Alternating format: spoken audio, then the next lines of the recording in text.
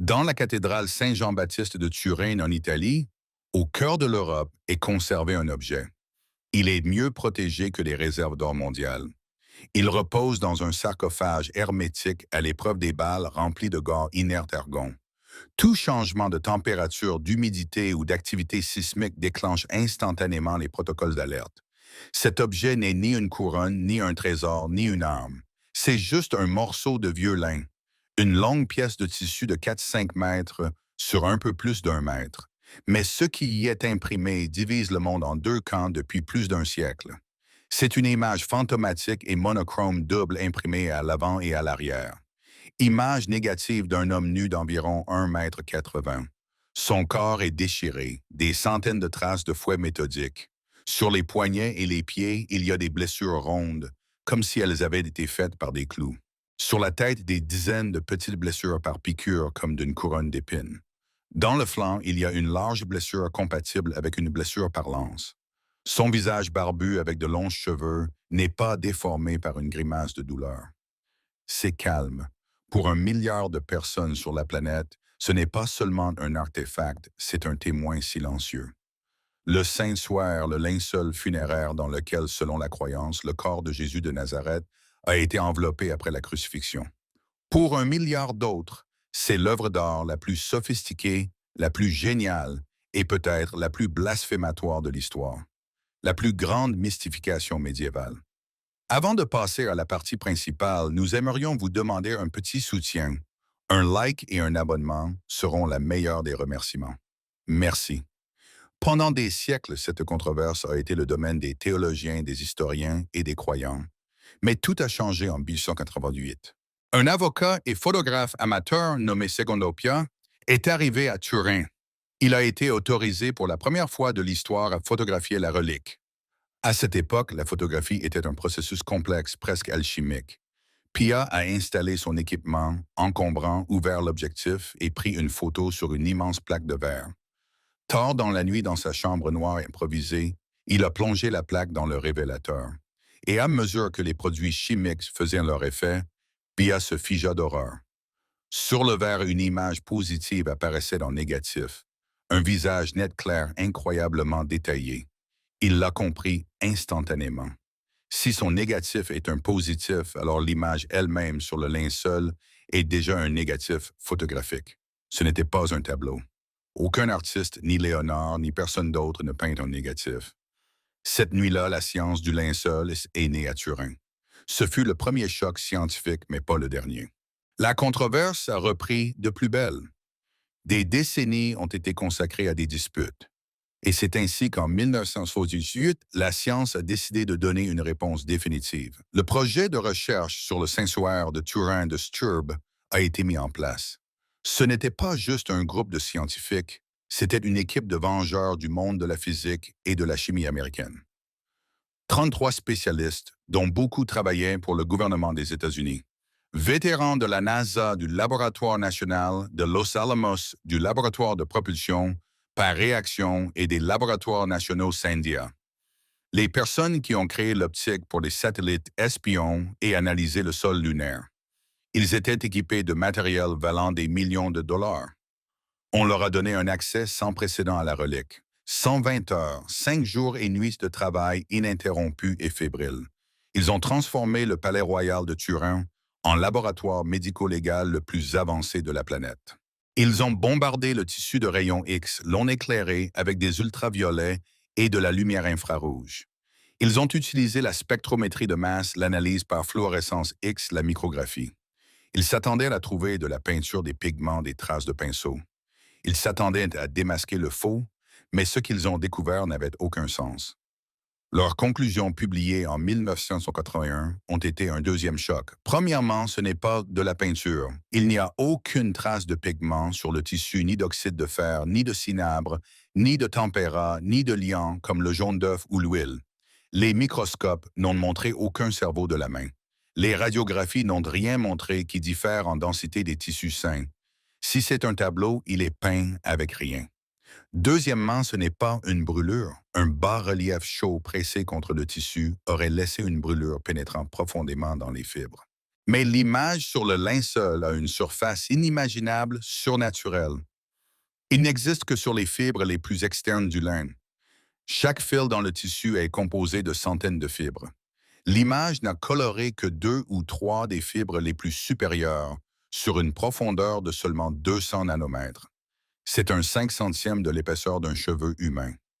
Aucun artiste, aucune méthode connue ne peut peindre avec une précision aussi micrométrique. Et puis, ils ont trouvé du sang.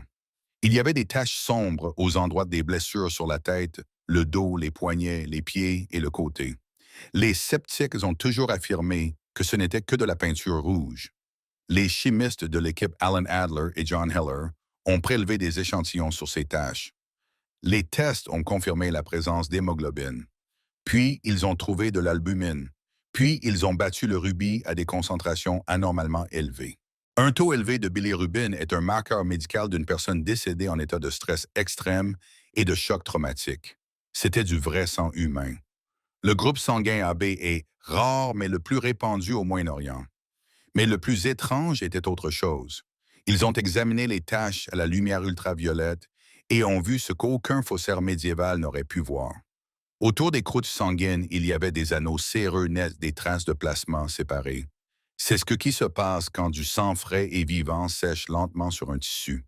Et puis le paradoxe principal.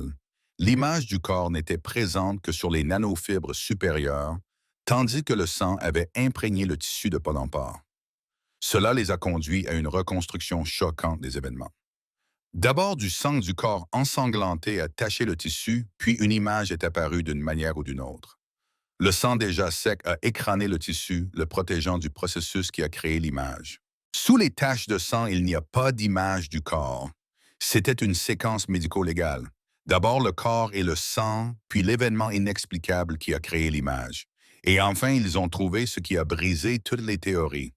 Deux ingénieurs de l'armée de l'air américaine, John Jackson et Eric Jumper, ont apporté avec eux un appareil appelé VP, analyseur d'images. Cette machine a été développée pour la NASA afin de convertir les images bidimensionnelles des sondes lunaires et martiennes en cartes topographiques tridimensionnelles. VP8 analyse la luminosité de l'image. Plus le point est clair, plus il est élevé sur la carte tridimensionnelle.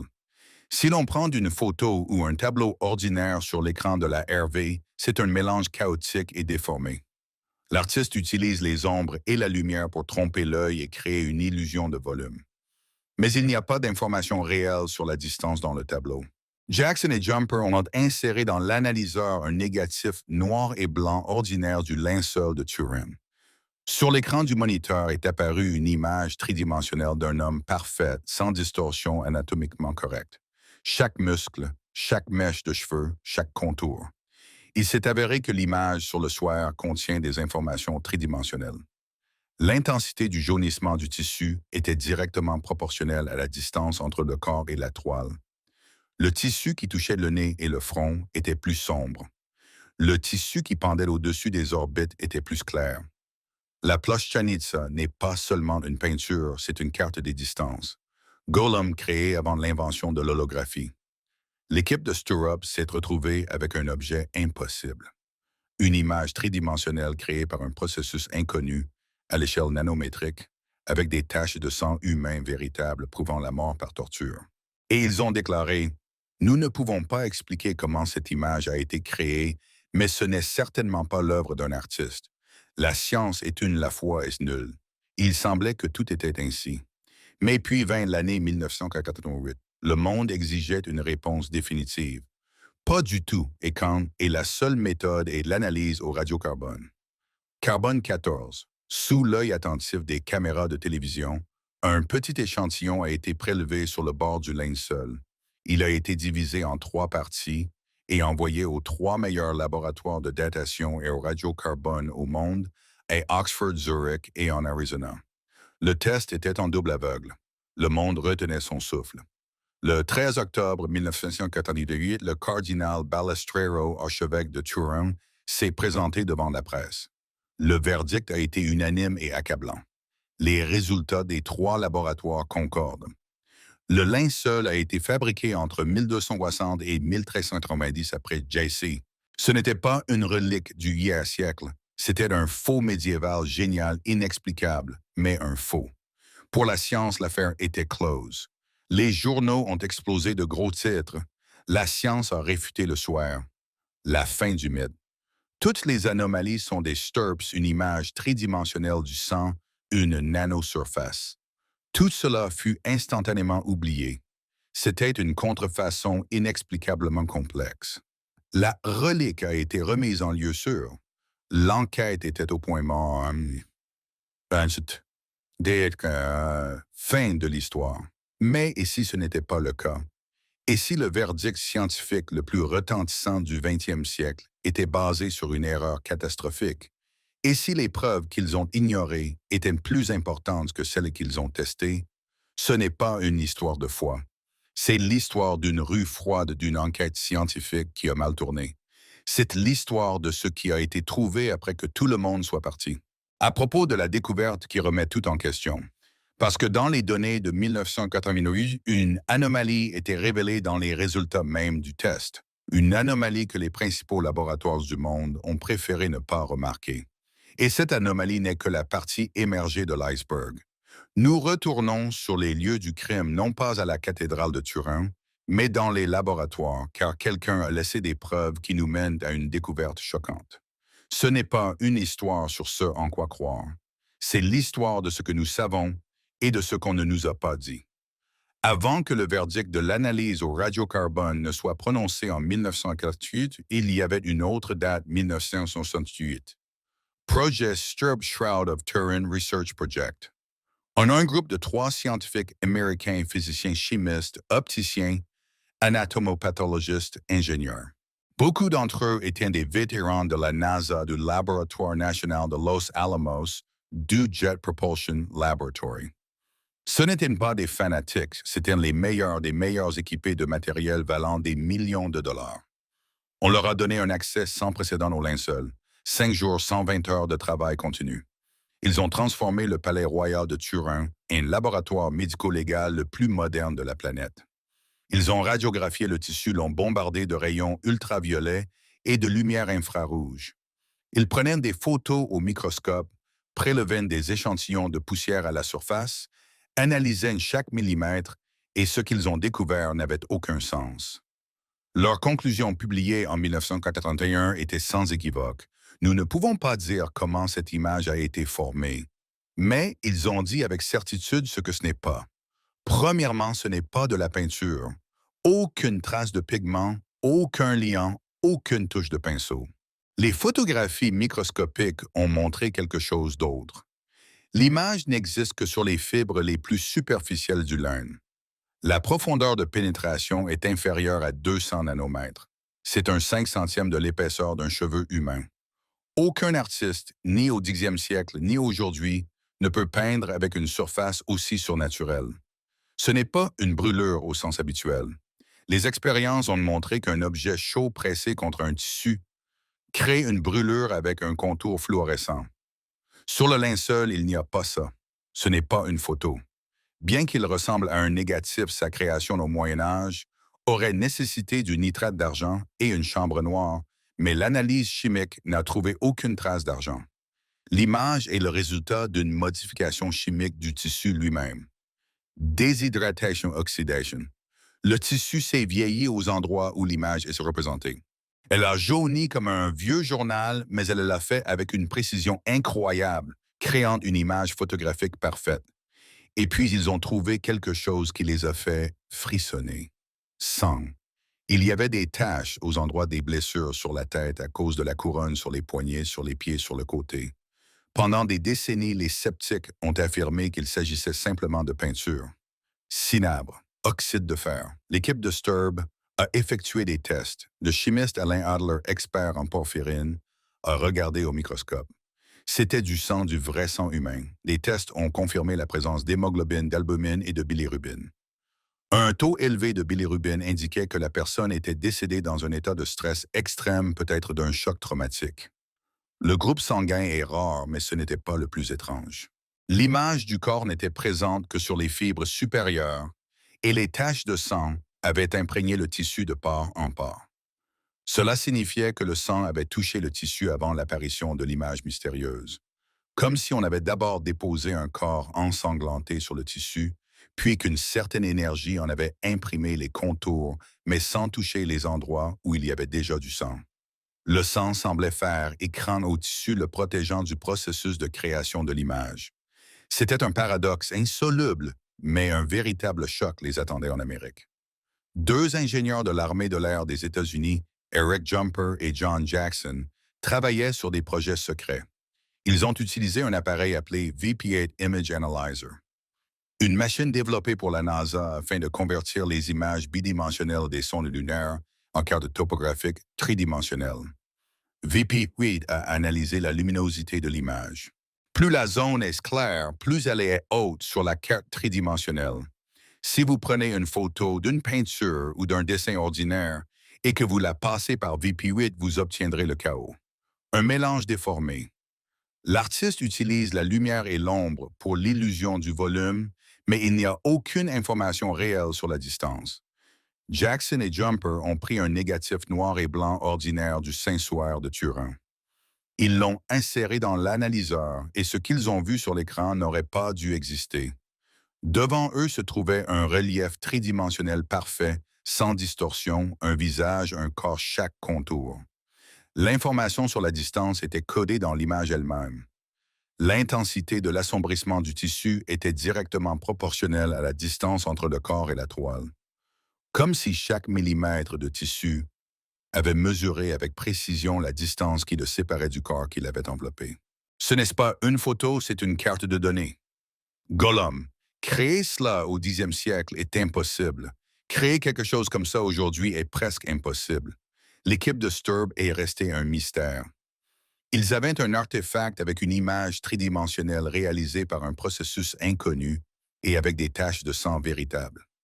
Mais dans 10 ans, le monde leur dira que tout cela est l'œuvre d'un faussaire médiéval. Deux sciences se sont affrontées, la science de 1968 qui étudiait l'imagerie et la science de 1988 qui étudiait l'âge des tissus.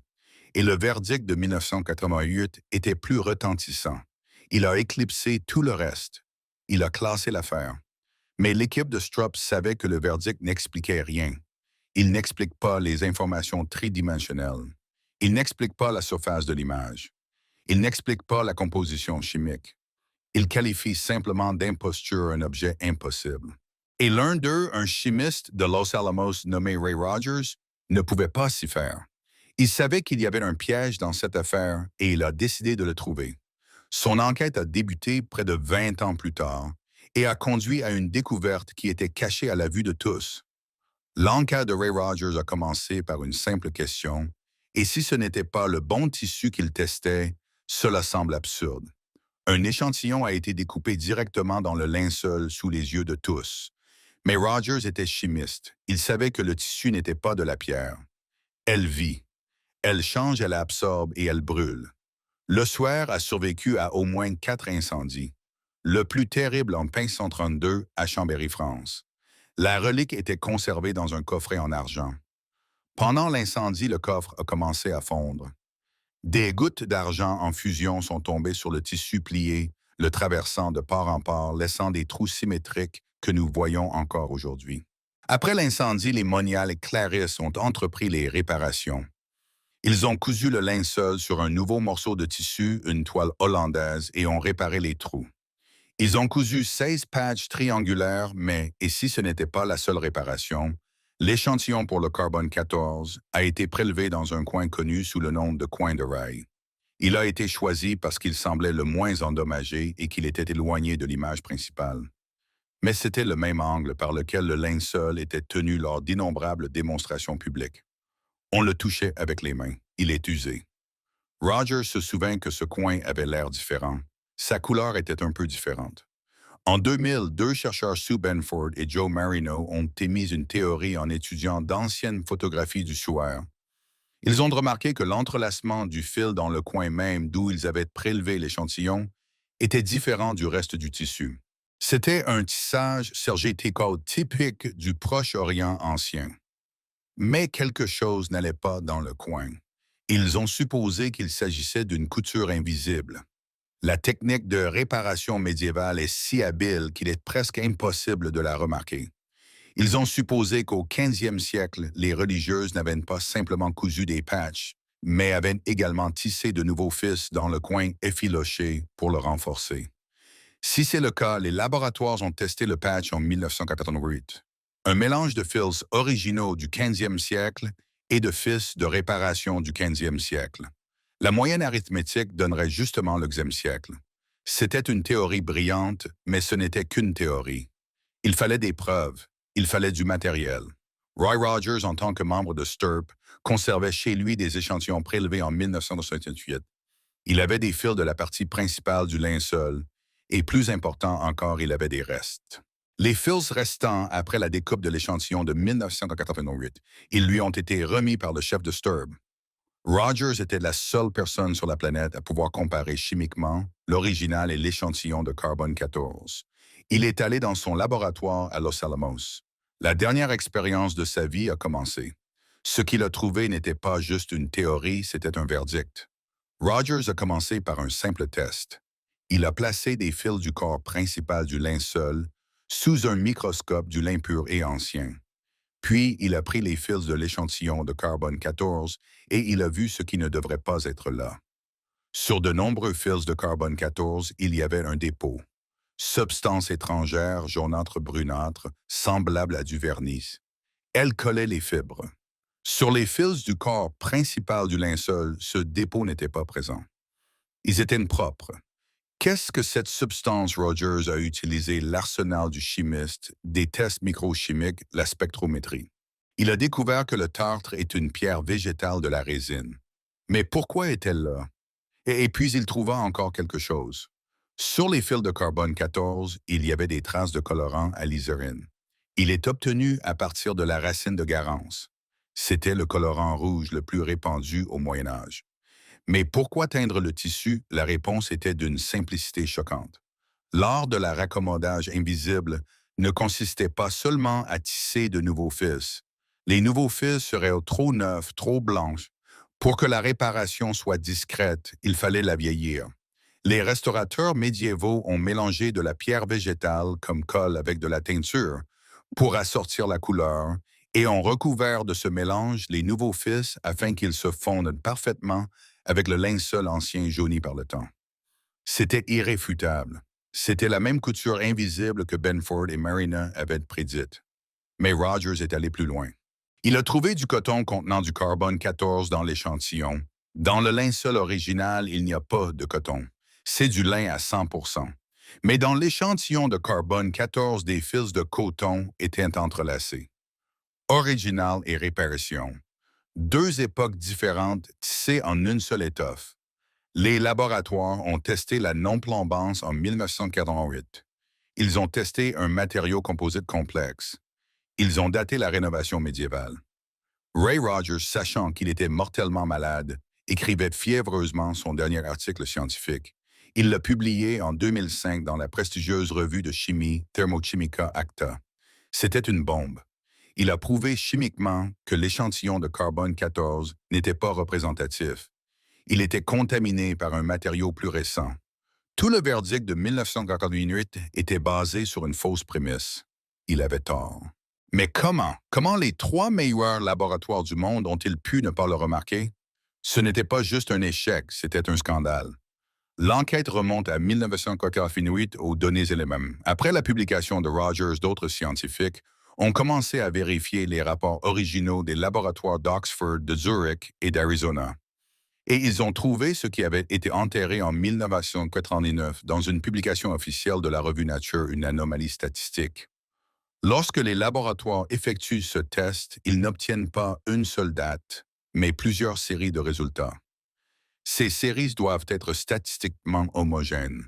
Ils devraient montrer le même âge, mais les données sur le soir étaient hétérogènes. Ils ont échoué à un test statistique standard connu sous le nom de test du chi-carré. Les chiffres ne correspondaient pas. Ils montraient des âges différents dans différentes parties de l'échantillon. C'était un énorme signal d'alarme. Cela criait que l'échantillon était contaminé, qu'il n'était pas un tout. Qu'est-ce qui s'est passé dans les laboratoires? Ils ont ignoré cela. Ils ont estimé que l'anomalie n'était pas assez importante et ont simplement fait une moyenne des résultats. Ils ont publié un article dans Nature dans lequel ils ont déclaré que les données étaient statistiquement cohérentes. C'était au mieux trompeur, au pire une falsification scientifique. Pourquoi il y avait une pression colossale? Le monde attendait une réponse. La contrefaçon était une réponse simple, claire et scientifique. Nous ne savons pas si l'échantillon est contaminé. Il y aurait une réponse complexe qui ne satisferait personne. Ils ont choisi la simplicité et ils se sont trompés, mais la découverte de Rogers n'était pas la seule. Il y avait aussi un autre problème. Un problème que tout le monde connaissait, mais qu'ils ont aussi choisi d'ignorer. Feu. Incendie de Pink 32. Le linceul était conservé dans un coffre en argent chauffé à blanc. La température de fusion de l'argent est de 961 degrés Celsius. Le tissu était prêt. Les laboratoires de datation au carbone 14 le savaient.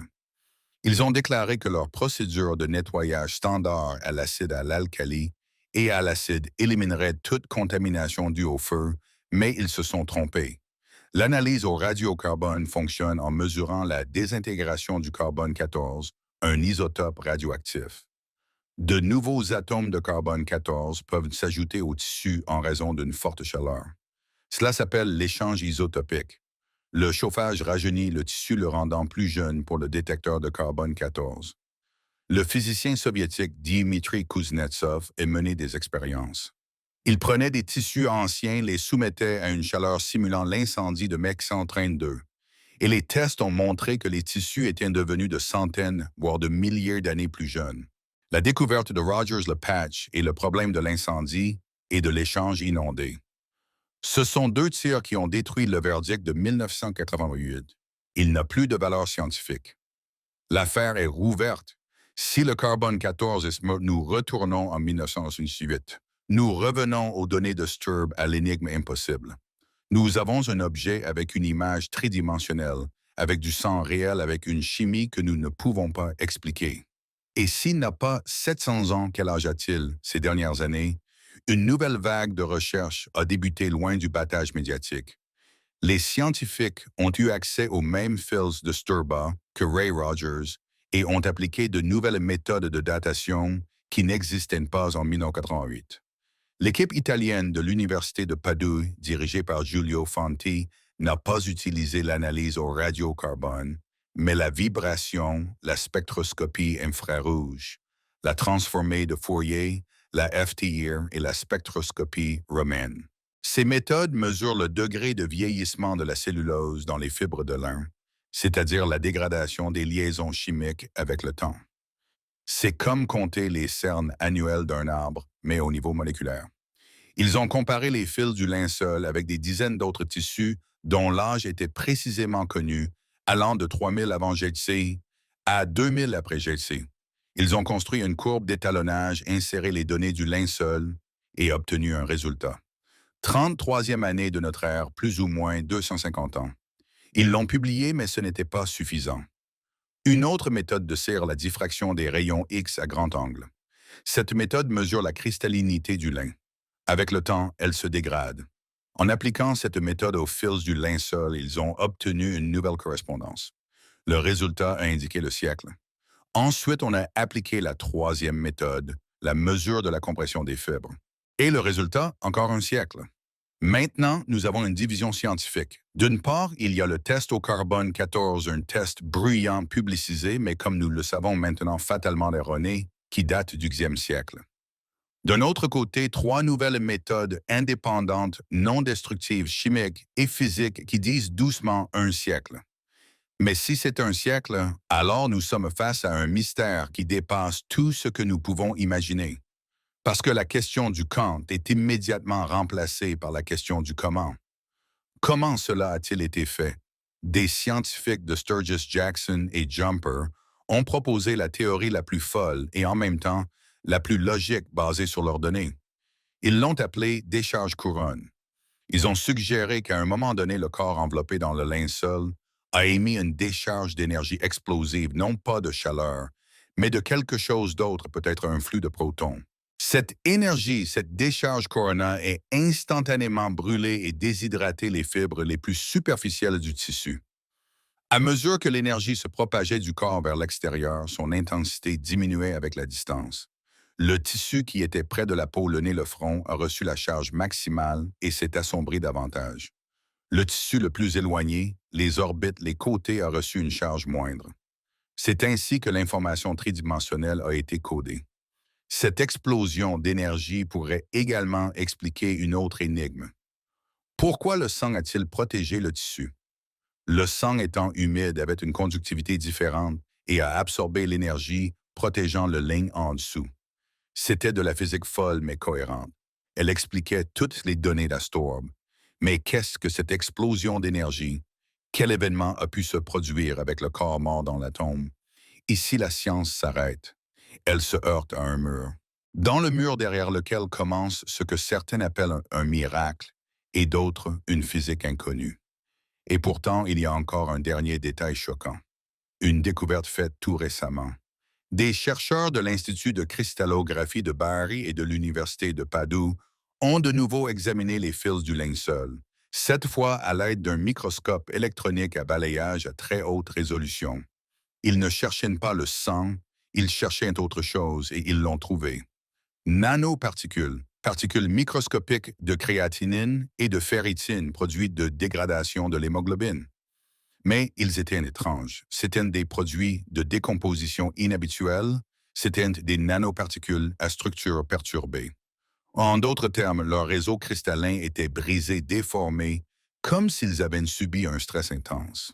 Les scientifiques ont mené des expériences et découvert que la seule façon de créer de telles nanoparticules spécifiques est si le sang d'une personne ayant subi des traumatismes multiples très graves, comme lors de tortures et de crucifixions, est exposé à un puissant rayonnement neutronique. Un flux de neutrons est une réaction nucléaire, le même éclair d'énergie dont parlait Storb. Mais si c'est le cas, si une émission de neutrons a eu lieu dans l'atome, cela change tout, car le rayonnement neutronique crée du carbone 14. Il bombarde les atomes d'azote dans le lin et les transforme en carbone 14. Cela signifie que le linceul, même s'il a 2000 ans, paraîtra jeune au test au radiocarbone après un tel événement. Catastrophiquement, trompeusement jeune. Cela explique tout. Cela explique l'image tridimensionnelle, l'explosion d'énergie. Cela explique les étranges nanoparticules dans le sang, le rayonnement neutronique. Et cela explique pourquoi le test au carbone 14 s'est trompé à ce point même s'ils n'avaient pas touché le patch. Le test au carbone 14 était voué à l'échec dès le départ, car il ne mesurait pas l'âge mais les conséquences d'un événement. Un événement qui a laissé une empreinte. Nous nous sommes retrouvés avec un artefact qui ne devrait pas exister. Sa composition chimique, selon Ray Rogers, prouve que l'échantillon de carbone 14 était une réparation médiévale. Ses propriétés physiques, selon les nouveaux chercheurs, indiquent un siècle. Son image tridimensionnelle, selon les ingénieurs de la NASA, est une carte de données créée par un processus énergétique inconnu. Et sa nanostructure, selon les physiciens italiens, conserve des traces de rayonnement neutronique. Le monde a cru à la réponse simple de 1988. C'est un faux. Mais les preuves cachées dans les laboratoires, dans les microscopes, dans les chiffres eux-mêmes disent autre chose. Ils disent que nous avons rencontré quelque chose qui dépasse notre compréhension. La plus grande question n'est plus de savoir s'il s'agit d'un faux. La plus grande question est qu'est-ce que c'est? Qu'est-ce qui s'est passé dans ce cathédrame? Quel processus physique aurait pu imprimer une personne sur un tissu avec la précision d'un scanner 3D et laisser des traces de réaction nucléaire? La science a clos cette affaire en 1988, mais il semble qu'elle avait simplement peur de ce qu'elle trouverait si elle continuait à creuser. Et qu'en pensez-vous, l'erreur de 1988 était-elle simplement une erreur ou un mensonge commode pour clore une affaire que la science était tout simplement incapable de résoudre? Un grand merci à tous ceux qui ont regardé cet épisode jusqu'au bout. Votre soutien, votre like et votre abonnement sont très importants pour nous. Et n'oubliez pas de cliquer sur la cloche pour rester toujours au courant des dernières nouvelles et ne pas manquer nos nouvelles vidéos. Manquer nos nouvelles vidéos. Manquer nos nouvelles vidéos. Manquer nos nouvelles vidéos.